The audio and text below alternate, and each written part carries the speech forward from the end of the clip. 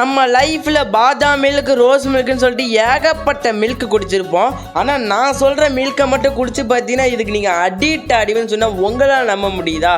அது ஆமாங்க. இன்னைக்கு பார்த்தீங்கன்னா நானும் என் ஃப்ரெண்டும் மாய ரோட்டில் ரவுண்ட் அடிக்கிறப்ப நம்ம கண்டப்பட்டு தாங்க இந்த தூக்கிடா சரி உள்ளே போய் விசிட்டை போட்டுடலாம் அப்படி சொல்லிட்டு நானும் போயிட்டேங்க.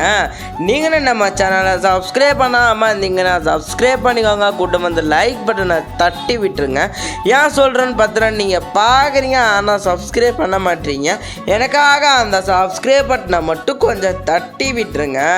அதுக்கப்புறம் நம்மளும் கடைக்குள்ளே போயிட்டோங்க. இந்த கடையோட ஆம்பியன்ஸை சும்மா நீட் அண்ட் கிராக வச்சு வெறித்தனமாக மெயின்டைன் பண்ணிருக்காங்க. இந்த கடை கரெக்டாக எங்கே லொக்கேட் ஆகுதுன்னு பார்த்தீங்கன்னா நம்ம மாயரம் ஜென்சன் பக்கத்துலேயே லொக்கேட் ஆகிருக்குங்க.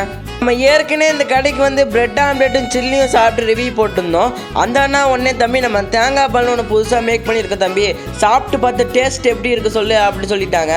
சரி இதில் என்னென்ன இருக்குது கொடுங்கண்ணா அப்படின்னு சொல்லிட்டு நானும் வாங்கிட்டேன்.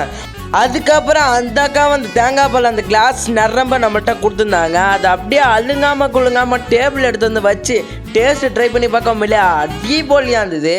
இவ்வளோ டேஸ்ட்டான தேங்காய் பால் குடிக்கணும் நம்ம சேனல் லைக் பண்ணது கடையை மறக்காமல் ஒரு விசிட்டை போட்டு விட்டுருங்க.